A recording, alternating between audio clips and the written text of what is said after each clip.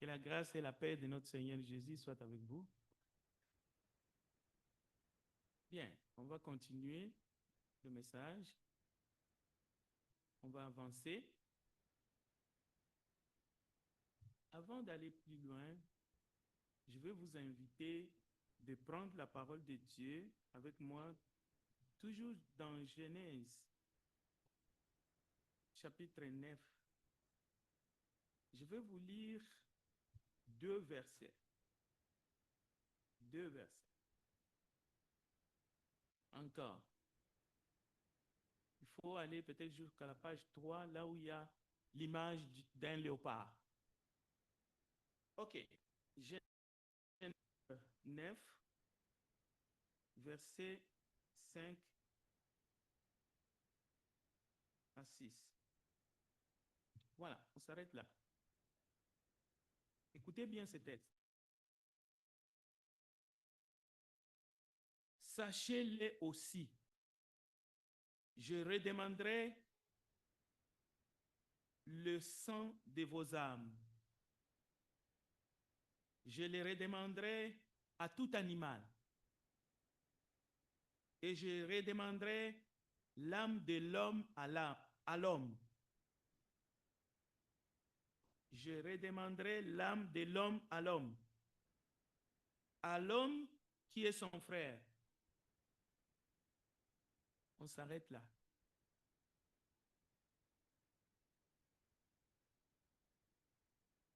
Si quelqu'un verse le sang de l'homme, par l'homme, son sang sera versé, car Dieu a fait l'homme à son image. C'est la suite logique du message de la semaine passée. Dieu créa l'homme à son image et à sa ressemblance. Et il y a des implications. Aujourd'hui, nous allons voir l'importance de la vie de l'homme dans ce message. C'est Dieu qui le dit et qui le déclare. Et lorsque le texte dit l'homme qui verse le sang de l'homme, Dieu dit qu'il va le redemander. Alors, à tous les sorciers, si vous ne vous repentez pas, vous périrez certainement. Partout où vous êtes, partout où vous vous cachez, le message est pour vous, mais le message est pour tous les pécheurs, afin qu'ils se répandent, de peur que leur âme aille à la perdition éternelle. Parce que Dieu a créé l'homme à son image, quel qu'il soit. Prions ensemble. Nous te bénissons, grand Dieu des cieux. Merci pour ta parole. Merci pour ces moments. Nous voulons nous prosterner devant ton trône de grâce. Merci parce que en Jésus-Christ, le péché de l'homme est lavé, est purifié. L'homme est justifié. Aide-nous ce matin à nous approcher de toi, à nous repentir sincèrement devant toi de tout péché et d'embrasser la grâce qui nous est offerte gratuitement en Jésus-Christ. C'est en son nom que nous avons ainsi prié. Amen. Bien. La manière que j'ai terminé l'étude la semaine passée, pour ceux qui sont plus jeunes parmi nous, j'ai trouvé ça, c'était très fort. Au fait, nous avons ici un léopard, mais un léopard qui est attaqué par des abeilles. Et ces abeilles vont jusqu'à détruire la peau du léopard. Cela veut dire sans l'aide des humains que nous voyons, des hommes et des femmes, ce léopard va perdre la vie, va perdre sa vie. Et même avant de mourir, sa peau peut être complètement détruite. Alors, lorsque j'ai donné le texte que le léopard ne peut pas changer les taches de sa peau. Le message qui est là qu'il faut comprendre, ça ne signifie pas que la peau du léopard est incrévable ou éternelle. Non, loin de là. La peau du léopard peut s'abîmer de plusieurs manières, ou une partie de sa peau peut être détruite. Mais gardez l'image des hommes qui viennent au secours du léopard. Et ce léopard va reprendre sa santé. Ce léopard va vivre. Alors que sans cette aide, sa vie était complètement terminée. Sa vie, parce que c'est un animal. Continuons. Et nous allons voir un autre exemple. Donc, le léopard ici reprend vie. Il est sauvé de l'attaque des abeilles. Il est lavé, il est nettoyé, il est sauvé. Sa vie est sauvée. Alors, le deuxième exemple que j'ai pris, on va continuer, c'est que j'ai pris un exemple aussi d'une Éthiopienne. Là, je parle d'une Éthiopienne. Mais le texte disait,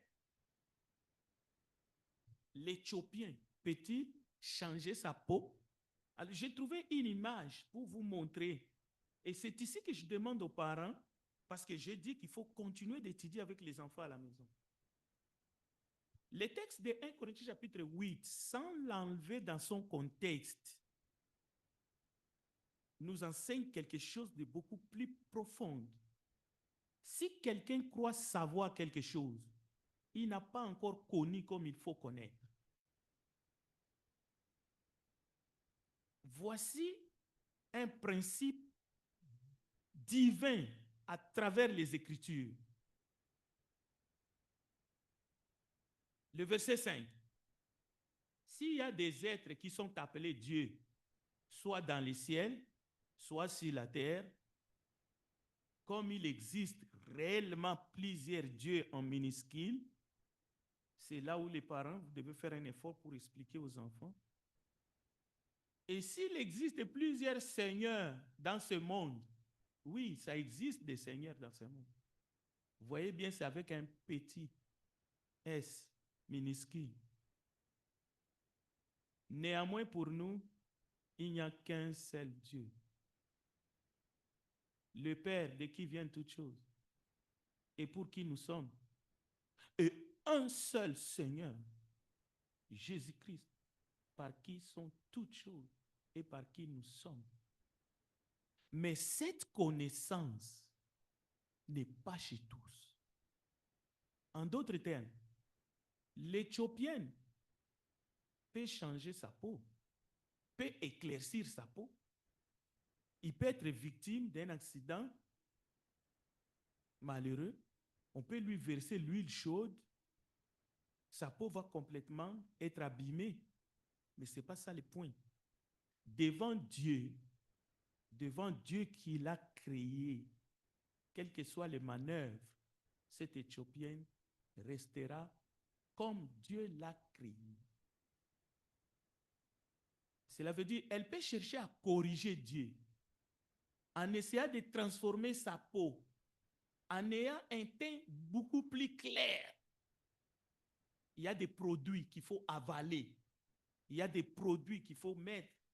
Et elle peut devenir comme, mais devant Dieu, son âme, c'est l'âme d'une Éthiopienne de la race foncée. Mais aussi devant ses parents, s'ils sont des êtres spirituels, ils diront, notre fille, comment tu as changé autant, mais tu es toujours notre fille que nous connaissons. Je ferme cette parenthèse. Alors nous allons avancer pour voir l'importance de la vie. Merci à la technique qui fait un travail formidable. Et je prie que ça continue comme ça. Du respect pour toute vie. Lorsque Dieu dit à Caïn, dans Genèse chapitre 4, « Où est ton frère ?» Caïn répondit, « Je ne sais pas, suis-je le gardien de mon frère ?» Moi, Dieu dit, qu'as-tu fait? La voix du sang de ton frère crie de la terre jusqu'à moi. Maintenant, tu seras maudit de la terre qui a ouvert sa bouche pour recevoir de ta main le sang de ton frère. Quand tu cultiveras le sol, il ne te donnera plus sa richesse. Mais pourquoi? Parce qu'il a versé le sang de son frère. Il a manqué du respect pour toute vie, pour la vie de son frère. Tu seras errant et vagabond sur la terre. Caïn dit à l'Éternel, mon châtiment est trop grand pour être supporté. Voici, tu me chasses aujourd'hui de cette terre. Je serai caché loin de ta face. Je serai errant et vagabond sur la terre. Mais écoutez, et quiconque me trouvera me tuera. L'Éternel dit, si quelqu'un tue Caïn, Caïn sera vengé 7 fois. Pourquoi l'Éternel dit ça? Est-ce que Caïn, c'était quelqu'un de bien? Non, c'était meurtrier. Mais Dieu dit, si quelqu'un tue Caïn à cause du meurtre d'Abel, Caïn sera vengé 7 fois. Est-ce que vous comprenez l'importance de toute vie pour Dieu? Parce que des fois, nous sommes révoltés. Nous avons comme la rage. Nous sommes dégoûtés. Nous avons la hargne. Nous voulons agir. Nous voulons éliminer, massacrer. Nous voulons vivre dans un paradis, mais ici sur la terre. C'est-à-dire que tous les méchants soient tout simplement massacrés. Je ne suis pas en train de dire une catégorie de personnes qui sont des méchants. Loin de là. L'exemple ici, c'est vraiment l'exemple d'un meurtrier. Et nous voyons Dieu protège Caïn. Et l'Éternel mit un signe sur Caïn pour que quiconque le trouverait ne le tuât point. C'est-à-dire, Dieu se réserve le privilège, le droit de juger Caïn. Et même de le punir. Il ne demande ni à l'État, ni à l'Église, ni à qui que ce soit de se substituer pour faire la correction ou pour discipliner Caïn. Et nous allons voir cette pédagogie se répéter de Genèse jusqu'à l'Apocalypse. Jésus a répété combien de fois? À moi la vengeance, à moi la rétribution. Je ne suis pas en train de dire que l'État fait fausse route. Romains chapitre 16. Non, les magistrats ont leurs droits jusqu'à la limite de ce qui est selon la volonté de Dieu. C'est-à-dire les lois pour qu'il y ait l'ordre, que ce soit l'ordre de la circulation, pour protéger les faibles, pour protéger les minorités. Tout cela, c'est bon. Mais des lois pour s'attaquer à des minorités parce qu'ils ne sont pas conformément à une certaine moralité, non. Ce n'est pas l'équité, ce n'est pas de la justice sociale. Ça devient de la persécution. Mais, donc, dans ce sens-là, prenons un exemple. Après le déluge, qu'est-ce qui se passe? Dieu va prononcer ce qu'on appelle le caractère sacré de la vie humaine. Et ce caractère sacré peut se résumer: personne ne doit être dénigré, persécuté. C'est pour cela les chartes des droits et des libertés, on peut trouver un certain nombre de lois, même si ce n'est pas la Bible, mais on peut trouver le respect de la vie d'autrui. Quelles que soient ses valeurs, quelle que soit sa religion, surtout qu'il y a plusieurs religions dans le monde. Alors, les sectes enseignent mal la Bible. Et à cause d'eux, les sectes, la Bible est accusée et les chrétiens sont accusés.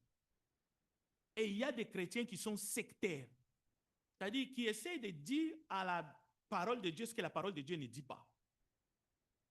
Ils enlèvent toute humanité, tout ce qui est de l'amour de Dieu dans la parole. Ils veulent appliquer la parole de Dieu de manière abracadabra, c'est-à-dire de manière fondamentaliste, sectaire.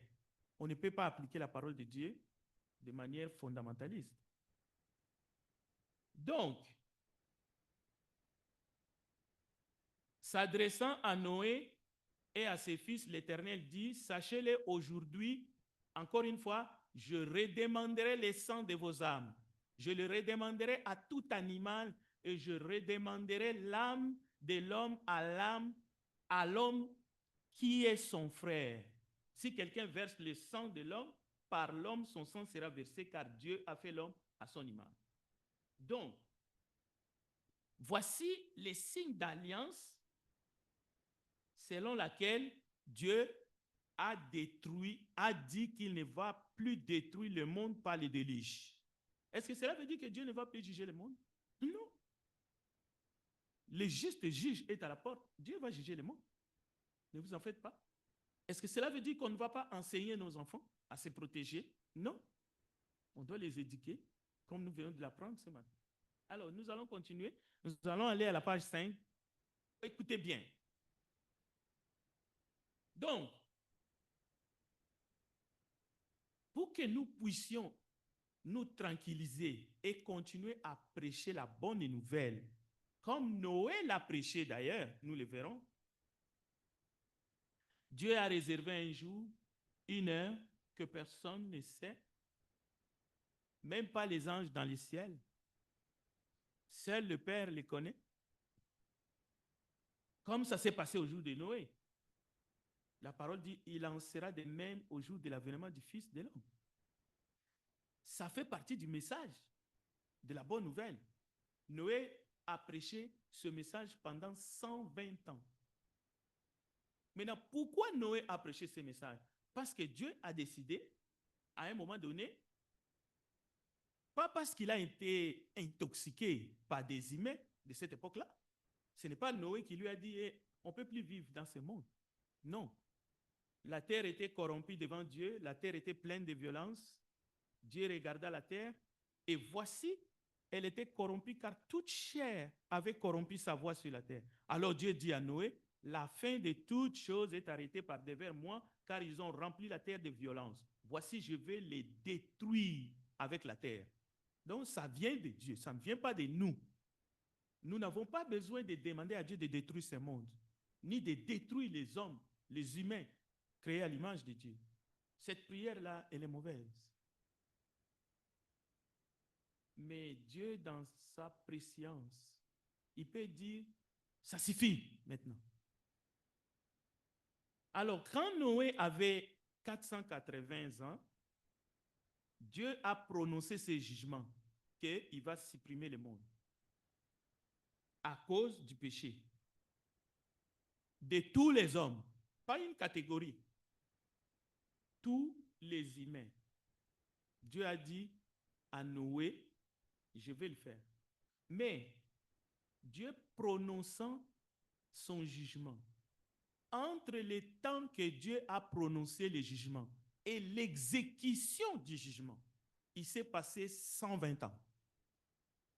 C'est les 120 ans de la grâce de Dieu. C'est les 120 ans de la patience de Dieu. Ça nous montre que Dieu ne prend pas plaisir à détruire sa création, mais Dieu avertit. Alors, le décret a été proclamé. Maintenant, Noé a une mission. Pas seulement une mission de construire l'arche, mais aussi de prêcher. Et la prédication avait pour but de sauver. Alors, beaucoup de gens se posent la question, mais comment lui, Dieu, il a fait ça? Mais il a donné le temps. aux gens de se repentir. 120 ans. D'accord? Nous allons continuer. L'instruction divine de respecter toute vie doit être suivie jusqu'aujourd'hui. Nous devons continuer à respecter toute vie. Cela veut dire toute personne, quel qu'il soit, membre de notre famille ou non. Le respect de la vie, c'est quelque chose que Dieu demande. Il faut respecter chaque personne, quelle que soit sa moralité. Il faut les respecter. Il peut être irrespectueux. Souvent, nous attendons des gens, moi, je n'ai aucun respect pour lui. Ok? Tu n'es pas chrétien. Tu n'es pas chrétienne. Ou tu agis pas comme un chrétien. Tu es impulsif. Écoutez, respecter les caractères sacrés de la vie ne signifie pas valider les mauvaises choses que le méchant font. Signifie pas adhérer à des pensées qui sont contraires à la volonté de Dieu. Non. Ça signifie ne pas faire quelque chose pour verser le sang ou pour arrêter la vie de quelqu'un, ne pas haïr une personne parce qu'il se comporte de telle façon. Ce n'est pas un refus de pardon non plus. Non. Respecter la vie ne signifie pas être ami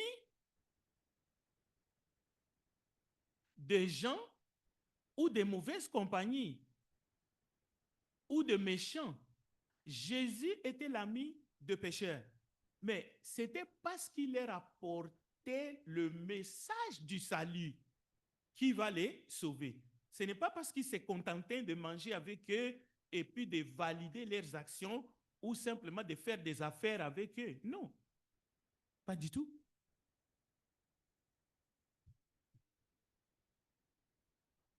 Donc, nous avons des exemples concrets dans la parole de Dieu tels que le déluge du temps de Noé, nous venons de les voir, mais il y a eu aussi la destruction de 2 villes, Sodome et Gomorrhe, au temps de l'eau. La Bible dit, ce sont des exemples pour toute désobéissance. Ces destructions n'étaient pas parce que ces gens ont péché gravement, terriblement, que les gens de tous les temps. Non. Dieu a appliqué simplement cette destruction pour servir comme exemple de châtiment pour toute désobéissance. Et c'est l'apôtre Pierre qui le dit. Voici ce que Pierre déclare.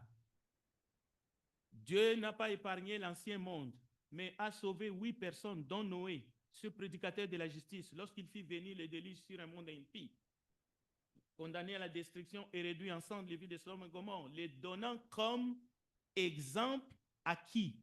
Aux impies à venir. Donc, c'est un exemple. Okay? Cela veut dire, même si dans nos générations, les mêmes péchés, les mêmes actes sont en train d'être commis, Dieu ne va pas venir encore, boum, n'importe quand et n'importe comment. Non, il a montré sa justice, il a montré sa fidélité pour que toutes les générations aient au moins un exemple. Mais un jour qu'il a arrêté lui-même, il jugera les humains pour tout ce qu'ils ont fait, pour tout ce qu'ils ont dit et pour tous les comportements qu'ils ont adoptés. Un jour. Cela veut dire quoi? Essayer de procéder par les jugements derniers aujourd'hui. Essayer de regarder des gens bizarrement aujourd'hui ou les traiter d'une certaine façon aujourd'hui comme si Dieu nous a confié la mission de procéder par le jugement dernier? Non. C'est une mauvaise façon. Au fait, c'est usurper, et nous ne pouvons pas usurper le pouvoir de Dieu, mais c'est d'évancer le jugement dernier, mais ce n'est pas prêcher l'amour de Dieu. C'est essayer de déverser la colère de Dieu sur les humains créés à l'image de Dieu avant les temps fixés par Dieu. Cela veut dire que nous ne devrions pas les faire. Nous devrions aimer les gens et leur prêcher la bonne nouvelle du salut. Dans l'histoire du monde, il y a eu beaucoup de méchanceté et il y aura beaucoup de méchanceté. Et d'ailleurs, il y a un texte que je vous donne, 1 Timothée chapitre 3. 1 Timothée chapitre 3 dit clairement que dans les derniers jours, il y aura des temps difficiles. Cela veut dire que ça sera même pire. Mais Jésus, dans les évangiles, qu'est-ce que Jésus dit? Jésus dit, il en sera de même comme au temps de Noé, comme au temps de Sodome et Gomorrhe. Et ces derniers jours, nous sommes dans les derniers jours. De la même façon que l'Éternel vit la méchanceté des hommes était grande sur la terre et que toutes les pensées de leur cœur se portaient chaque jour uniquement vers le mal, Genèse chapitre 6, Paul dit, dans Romains chapitre 2, versets 5 à 6, Paul dit, par ton endurcissement et par ton cœur impénitent, tu t'amasses un trésor de colère pour les jours de la colère et de la manifestation du juste jugement de Dieu, qui rendra à chacun selon ses œuvres. Romains chapitre 2, verset 5 à 6. Qui d'autre est détenteur du juste jugement de Dieu? Ce n'est pas toi et moi, ce n'est pas nous, ce n'est pas l'Église. On va continuer.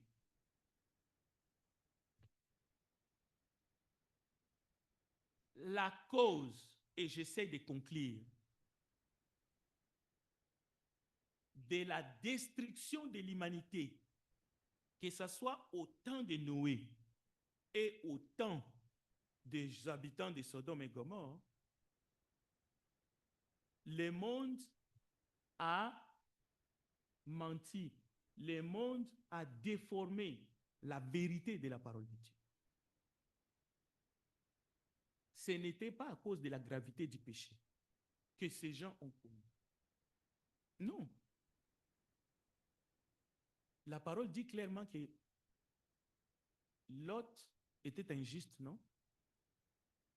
Est-ce que c'est seulement Lot qui était injuste? Injuste. Sa femme était une diablesse, la femme de Lot, et ses enfants qui étaient vierges. Qu'est-ce qu'elles ont fait? N'est-ce pas Lot qui voulait livrer ses propres filles aux habitants de Sodome et Gomorrhe pour qu'ils fassent n'importe quoi? Écoutez, ce qui va faire que Dieu va exécuter sa sentence, nous venons d'apprendre que pendant 120 ans, les contemporains de Noé, ils ont entendu la prédication de la justice. Et parce qu'ils ont fermé leur cœur, ce n'est pas à cause de ce qu'ils ont fait, mais parce qu'ils ont fermé leur cœur, ils ne se sont pas repentis, le jugement de Dieu s'est abattu sur eux. Ils ont refusé de se repentir. Gardez-vous de vous endurcir lorsque vous entendez. Et le jugement de Dieu ne vous tombera pas à cause de ce que vous avez fait, mais c'est à cause parce que vous avez endurci votre cœur. Et la même chose. Et c'est la même chose, ça a toujours été comme ça. Les habitants de Sodome, ils ont endurci leur cœur. Parce qu'Abraham a intercédé pour eux. Dieu a dit, si je trouve même 10, je laisserai.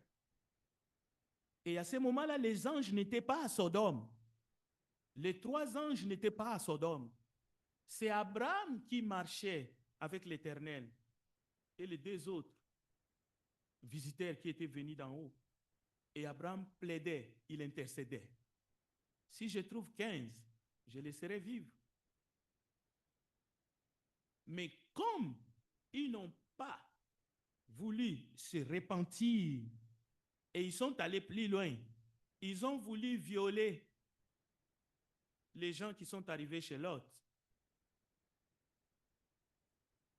Ils étaient très violents. Mais il y a d'autres péchés qu'ils ont commis. Par exemple, ils ne faisaient aucun égard aux pauvres. Ils ne prenaient pas soin à tous ceux qui n'avaient rien, à Sodome et Gomorrhe. Et à cause de leur endurcissement, le jugement de Dieu va s'abattre sur eux. Et venons-en à la femme de Lot. Lot, elle a écouté les instructions des anges de ne pas regarder en arrière. Elle a regardé en arrière. Qu'est-ce qui lui est arrivé? Jusqu'aujourd'hui, on est en train encore de découvrir la statue. Elle s'est transformée en sel. Parce qu'il n'a pas écouté. Ce n'est pas parce qu'il a commis un grand péché, la femme de Lot. Nous n'avons aucun passage qui démontre que la femme de Lot a commis une abomination. Et les enfants de Lot, les filles, qu'est-ce qu'elles vont faire à leur père? Elles étaient vierges, mais qu'est-ce qu'elles vont faire? Elles vont faire boire du vin à leur père. Elles vont commettre l'inceste avec leur papa et 2 générations, les Ammonites et les Moabites, 2 peuples épines contre Israël, 2 peuples maudits. Maintenant, c'était une abomination. Le feu est descendu du ciel pour les consumer? Non.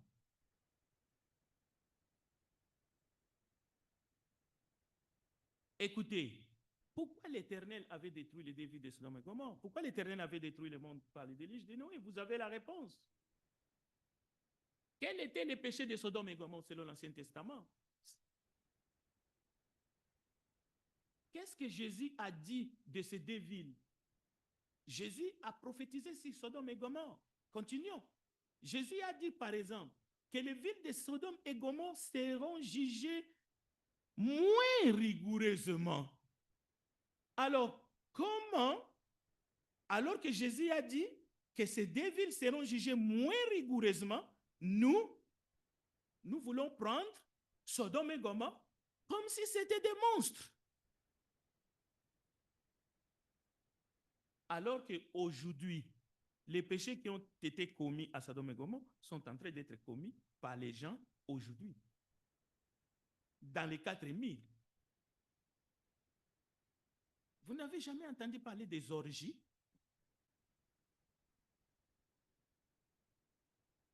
Les gens sont en train de commettre des péchés aujourd'hui. Et comme il y a des enfants parmi nous, quand nous allons nous retrouver dans les classes adultes, je vais vous décrire ces péchés-là. Où ces péchés sont commis par des couples mariés, des hétérosexuels. Donc, c'est pour dire, ne jouons pas, ne banalisons pas les péchés, mais prêchons l'amour de Dieu. Prêchons l'amour de Dieu à quiconque, en commençant par nos enfants, par le membre de nos familles. C'est-à-dire, démontrons-les que Dieu les aime tels qu'ils sont. Et ils peuvent se sauver véritablement. Donc, alors, la première fois que Dieu condamna le monde, c'était par un déluge universel. Et ça a continué. Donc, l'avertissement de Christ c'est il ne faut pas mépriser sa parole, mais il ne faut pas mépriser les gens. Les gens peuvent rejeter le message, mais nous, l'Église, le chrétien que vous êtes, ne rejetez pas les gens. C'est important. Parce que Dieu a suspendu son jugement sur Ninive. Vous vous rappelez la ville de Ninive où Jonas est allé? Pourquoi? Le message était clair. Encore quelque temps, la ville de Ninive, y compris ses habitants, la ville sera détruite, y compris les animaux. Tout allait être rasé complètement. Mais Dieu a suspendu son jugement. Dieu se repentit. Pourquoi? Parce que la repentance sincère a été acceptée par Dieu au point que Jonas lui-même est devenu frustré. Dit, ah voilà ce que j'ai dit. Je savais que tu es un Dieu, tu allais reculer. Ces gens-là méritent la mort. Et nous faisons parfois comme Jonas. Et nous n'avons pas besoin d'être fâchés contre Dieu. Parce que Dieu manifeste son amour, sa bonté aux gens du monde, quelles que soient leurs conditions. Il a fait avec Israël, il a fait avec les Romains qui ont crucifié Jésus. Et Jésus à la croix, il a dit, Père, Père, pardonne-leur, car ils ne savent ce qu'ils font. Mais ces avertissements aujourd'hui sont utiles. C'est pour cela que Jésus compare les gens de Sodome et Gomorrhe aux gens de son époque, mais aussi à nous. Dans les évangiles, c'est écrit dans Matthieu chapitre 10, Jésus évoque Sodome et Gomorrhe pour souligner, la gravité du rejet de son message, mais ce n'est pas à nous de prononcer les jugements et de cataloguer les gens. Mais attention, le message est aussi à nous. Parce que qu'est-ce qui s'est passé-t-il? Qu'est-ce que Jésus décrit? Les gens mangeaient, buvaient, mariaient leurs enfants et se mariaient. Les gens étaient dans des fêtes. Et Jésus dit, il en sera de même. Regardez bien, aujourd'hui, les gens sont dans le plaisir du monde. Les gens sont bien là-dedans, comme au temps de Sodome et Gomorrhe. Donc, l'avertissement nous est lancé aujourd'hui. Comme au temps de Noé, les gens étaient là, les gens se moquaient de Noé, ces prédicateurs qui nous prêchent la morale, alors que nous sommes au soleil, c'est la belle vie. Nous sommes en train de nous dénider, nous sommes en train de profiter de la vie. Regardez aujourd'hui. Donc, ces exemples-là, c'est pour que nous ne puissions pas, 1 Corinthiens chapitre 10, même dans l'ancienne alliance, les gens étaient là en train d'adorer une idole. Aujourd'hui encore, l'idolâtrie est partout. Dans des maisons, les gens se prosternent devant les idoles. Est-ce que Sodome et Gomorrhe ont péché gravement? Oui, ils ont péché gravement, mais sans avoir vu le Christ. C'est ce que Jésus enseigne. Jésus enseigne que Sodome et Gomorrhe ont péché gravement, mais sans avoir vu le Christ. Mais les villes de Galilée, Chorazin, Bethsaïda, Capernaum, ces villes ont vu de miracles. Ils ont entendu la parole de Dieu, la parole incarnée. Ils ont vu Jésus, et pourtant, ils ont refusé de croire. Et aujourd'hui, nous avons toute la parole de Dieu. C'est vrai, nous n'avons pas vu Jésus en chair et en os, mais Jésus est ressuscité. L'Église prêche la bonne nouvelle. Ce n'est pas un message de condamnation, c'est un message de paix, c'est un message de libération. Mais aujourd'hui encore, il y en a qui ferment leur cœur. Et Jésus dit, c'est grave. Vous avez une responsabilité accrue. Vous méritez plus d'être traités plus que les gens de Sodome et Gomorrhe.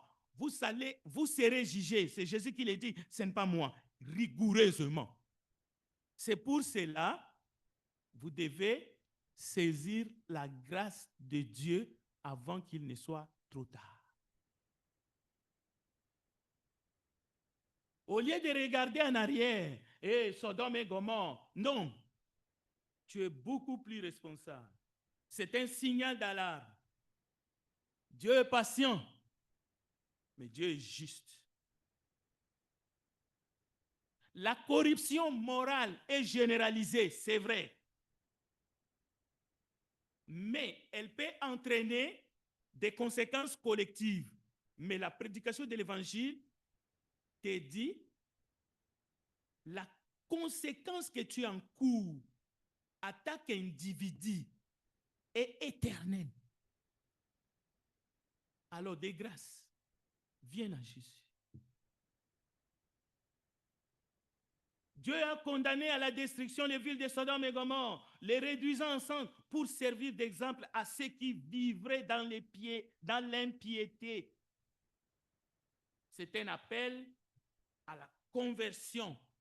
C'est un appel à ne pas vivre dans le compromis. C'est un appel à accepter simplement la grâce de Dieu. Parce que nous avons tous été éloignés de Dieu à cause de nos péchés.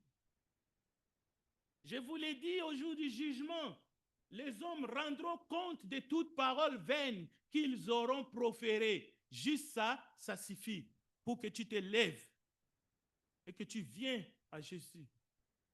Oui, pour qu'il te purifie, pour qu'il te lave de tous tes péchés. Pour que tu sois un homme nouveau, que tu sois véritablement un enfant de Dieu. Mais il faut que tu obéisses au message de l'évangile. Il faut que tu acceptes de te faire baptiser pour le pardon des péchés. Mais si tu ne le fais pas, la reine du Midi se lèvera au jour du jugement contre toi et te condamnera parce qu'elle vint des extrémités de la terre pour entendre la sagesse de Salomon. Et voici, il y a ici plus que Salomon. Les hommes de Ninive se lèveront au jour du jugement avec cette génération et la condamneront parce qu'ils se repentirent à la prédication de Jonas. Et voici, Jésus-Christ est plus grand que Jonas. Et je terminerai en disant, ces choses leur sont arrivées. Toutes ces choses, le feu qui est descendu sur les deux villes de Sodome et Gomorrhe, mais aussi le déluge et beaucoup d'autres choses qui sont écrites dans la Bible, les paroles de Dieu.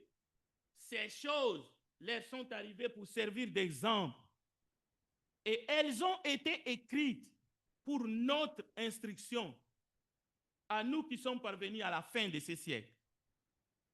Ainsi donc, que celui qui croit être debout prenne garde de tomber. Que Dieu bénisse sa parole.